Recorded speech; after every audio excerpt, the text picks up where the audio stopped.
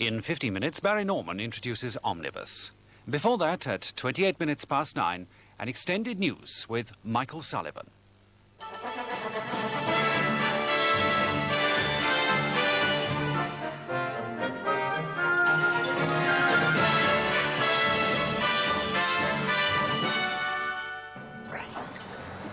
I think we're continuing to talk and continuing to work.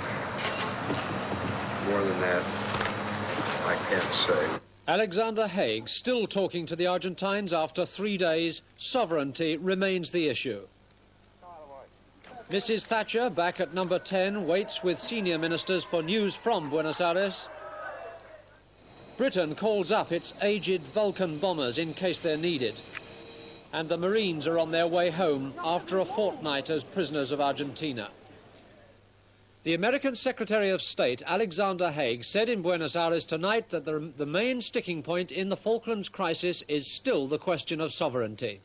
And he said it was a subject that was best not raised at the present stage of the talks. Mr. Haig took time off on his third day in the Argentine capital to go to church and to play tennis.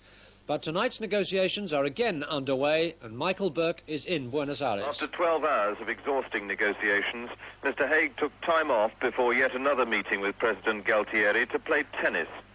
Nothing, not even his present transatlantic efforts to stop a war, gets between the Secretary of State and the tennis courts.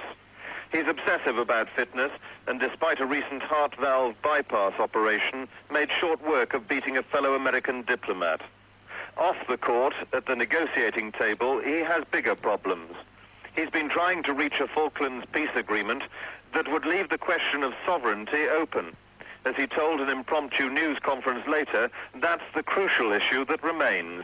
Well, the question of sovereignty, it seems to me, is best not raised in the context of the current crisis. There are differing views on both sides on it, clearly. It's a subject for perhaps negotiation later. It's too early to say whether we will go on from here to Washington to report to President Reagan. We've stayed in very close touch from the outset of this, received his instructions daily. It's still too early to say. We could answer that question perhaps tomorrow or later tonight.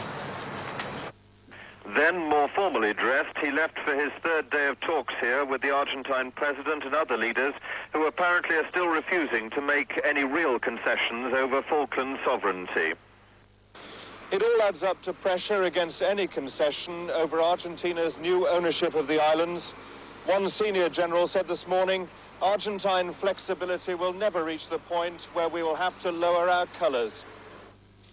There's an increasing conviction tonight that Mr. Haig's peace mission has failed, and that only by resorting to force of arms will Britain remove the Argentines from the Falkland Islands and hoist the Union Jack over them once again. The chances of success for Mr. Haig have never been high. There have been times in London last Tuesday morning and in Buenos Aires yesterday when he was on the verge of giving up and going home. Only the consequences of failure kept him at it. But tonight, all the signs are that Mr. Haig is making no progress and that all he's doing now is hanging on in Buenos Aires in the forlorn hope that the junta generals will back down before it's too late. While he's in the area, he reckons neither side will escalate the crisis. The calm of Mrs. Thatcher's day, including a visit to church near Chequers, was in contrast to the frantic chasing around going on in Buenos Aires. She must be one of the few world leaders to walk around with a lone bodyguard or to be driven around in a 12-year-old official car. The air of calm was perhaps deceptive. Her return to number 10 tonight was the second time she'd arrived there over the weekend. She slipped back late on Saturday night for a meeting with ministers, but she certainly seemed much refreshed by the break. There's really not a lot for Mrs. Thatcher and her officials to do at the moment other than keep a watch on Mr. Haig's progress, or more accurately, his lack of it. Seldom can Whitehall have been less communicative than it is being now. Mrs. Thatcher has decreed that one incautious word could have wide-reaching consequences, and so to all questions her staff give virtually the same answer. The Argentines must pull their forces out of the islands and return them to British administration, and then, and only then, can there be talks about the future. But there is an acceptance of the fact that diplomacy may not succeed and that the oft-repeated words may soon have to be translated into deeds. Britain has decided to increase its military options by calling up its Vulcan bombers. They're being modified to drop conventional instead of nuclear bombs and are being sent on training exercise off the north coast of Scotland. Our defence correspondent Christopher Wayne assesses this new capability. Today's announcement indicates what the military planners have in mind. The Vulcans, based at Waddington in Lincolnshire, are to be re-equipped for conventional bombs instead of nuclear weapons and are to start training exercises off the coast of Scotland. It won't take the Argentines long to realise that means crews will be practising navigation and radar precision bombing over islands at night and in bad weather. The Vulcan has particularly good radar. It's capable of destroying the runway of Port Stanley Airfield, bombing from very high altitude. Such a raid would need to be launched from Ascension Island, and the Vulcans would need to be refuelled in mid-air several times. But that wouldn't be a problem. The RAF has squadrons of Victor tankers, which could be used to top up the bombers' fuel tanks.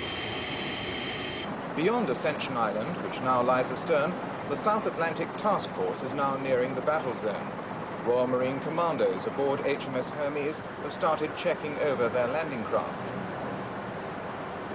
The ships are still a few days sailing from the Falklands, but before there can be any landing, the task force commander will need to gain control of the air. In London, a letter of opposition to the task force was delivered to Downing Street this morning by the National Committee of the Campaign for Nuclear Disarmament. They say they're concerned that the government has failed to deny suggestions that the fleet is carrying nuclear weapons, and their letter called for the withdrawal of the task force in favour of a negotiated settlement. Prayers for people in the Falklands and for members of the task force were said at a special service at St Paul's Cathedral in London. The worshippers were led by the Falklands Governor, Mr. Rex Hunt, and included others who have been expelled from the islands by the Argentine invasion force. O Almighty God, the prayers remembered the people of the islands, the servicemen in the fleet, and those who are involved in peace negotiations in London, Buenos Aires and Washington. That by the power of thy Holy Spirit, peace may be established on the foundation of justice. 3 British journalists arrested in Argentina on suspicion of spying are to appear in court tomorrow. Ian Mather and Tony Prime of The Observer are being held in the country's southernmost port of Ushuaia, together with Simon Winchester of the Sunday Times. Both newspapers have strenuously denied any suggestion that the 3 could be guilty of military espionage. The 29 Marines captured during the Falklands invasion will be home on Tuesday, along with 13 British scientists on the Antarctic Survey Team. 7 of the Marines had hidden in the hills when the main islands were invaded. The others were captured when the Argentine troops seized South Georgia. They were flown to the Uruguayan capital of Montevideo by way of the Argentine military base at Comodoro Rivadavia. A report from Clive Ferguson. Comodoro Rivadavia is where most of the Marine commandos spent at least some of their time. They weren't sure of their status, but were told at one point they were prisoners of war, and even learned Spanish to help in their escape plans. But in the end, they flew into Montevideo in military aircraft, 29 in all, 22 of them from South Georgia, where they'd resisted the invasion, shooting down, they say, 2 Argentine helicopters, damaging a frigate and killing at least 8. So fierce was their resistance that the Argentines counted them 3 times, refusing to believe that only 22 could have put up such a fight and only sustained 1 slight injury, even though they'd faced overwhelming odds in terms of both manpower and firepower. The Argentine commanders paid tribute to them and saluted them before disarming them, and the Marines lowered the Union flag, refusing to allow the Argentines to do so. On the other plane, 13 scientists, members of the British Antarctic Survey Team, looking somewhat more bedraggled than the Marines, though both parties said they'd been very well treated. They'd even discussed with their captors what would happen if England met Argentina in the World Cup. Publicly, though, even Lieutenant Keith Mills, the Marines commander on South Georgia, refused to say anything. That must wait until they land on British soil, probably within the next 36 hours. Until then, the Marines have to wait to tell their version of the invasion, security at their hotel is so tight, they've not even been allowed to telephone home. Instead, they've been confined in the hotel, feeling frustrated at not being able to go straight home, but also reveling in the tales of what one of them described as a good scrap. Back on the Falklands, more details have emerged through an American television news team of the way the Argentine troops are settling in, determined, as Michael Burke reports, not to lower the Argentine flag. That flag flies high over Port Stanley Airport, where more troops are being airlifted in almost every hour. There's been no break in the military build-up, even when there was optimism over a diplomatic settlement in Buenos Aires. The reinforcements are mainly infantry. Armoured vehicles brought in shortly after the invasion are now dug in out of sight at key points around the islands. Although Port Stanley is the main staging base, the soldiers are being quickly moved to likely landing points for any British attack. They're having to live mostly in the open, in temperatures around zero. There is, it's said, a shortage of food. The troops have apparently supplemented their rations by killing some local sheep. Their commanders say morale is still high. They're prepared to take on the British. Any attempt at landing on the islands will result in heavy casualties. Gauchos, the South American cowboys, staged a big demonstration in support of the invasion of the Falklands, or Malvinas as they call them. In the city of Cordoba, they paraded through the streets, declaring they'll defend the islands in the footsteps of a Gaucho folk hero who fought British rule on the Falklands over a century ago. The Gauchos, who had ridden in from the Pampas, have put themselves on a war footing, saying they'll fight the British over the islands. The Pope has made a further appeal for a peaceful end to the Falklands crisis. Speaking in Bologna, he said peace was increasingly in danger because of the confrontation between Argentina and Britain. At least 20 Jewish men and women have locked themselves in a wartime bunker at Yamit in the Sinai as a protest against Israeli withdrawal from the occupied territory. Despite the appeals of rabbis outside an air shaft, the protesters say they'll kill themselves if troops try to force them out, as they're doing elsewhere in the camp. 2 weeks ago, a group of 18 religious zealots barricaded themselves in the same bunker. They said they had food supplies to last for months and a store of protective equipment, including gas masks. Their complaint was that the Israeli government had no right to give away land given to them by God. Their leader has already served jail terms in America and Israel for inciting violence. After a series of explosions that wrecked a Madrid telephone exchange and caused havoc in Spain's communications system, the Spanish cabinet has met in emergency session. 5 gunmen thought to be Basque terrorists broke into the exchange in the night to plant 4 bombs. They left after firing at a police patrol. At least 5 people were slightly hurt. The Queen, seen off by Prince Philip on her way home after a visit to Canada to sign the Independence Proclamation. The Prince himself is flying on to Seattle on business. The Irish Prime Minister, Charles Haughey, has tonight ordered an investigation into reports that an unidentified submarine overturned and sank a trawler in the Irish Sea. It happened near Clougher Head. The 6 crewmen who were rescued insisted it was a submarine that dragged them along. Earlier, the crew of another Irish trawler said that something underwater had taken away its net and lines.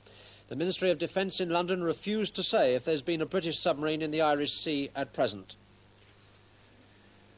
The 300th anniversary of the founding of Philadelphia in Pennsylvania has been commemorated in Buckinghamshire. It's there that William Penn, the founder of the American city, is buried at the Quaker village of Jordans. 50 leading Philadelphians, here for the ceremonies, began their day at the nearby village that still bears his family name. Patrick Burns reports. The parish church at Penn provided an ideal English Sunday morning setting for the visitors from Philadelphia, literally the city of brotherly love. And just as in Pennsylvania, reminders of William Penn abound. Justice and mercy was his own personal motto. The nearby village of Jordans is the home of the Quaker movement. It's here that Penn was buried with his 2 wives and 10 of his 16 children. The Philadelphians presented the meeting with a Windsor yew chair dating back to William Penn's time. In return, they received an antique linen tablecloth depicting Penn's celebrated treaty with the Red Indians, a treaty never ratified by oath, but never broken. The Pennsylvanians will return to Philadelphia aboard the QE2, which will make her first voyage up the Delaware River in a week's time. That's all from us. Good night.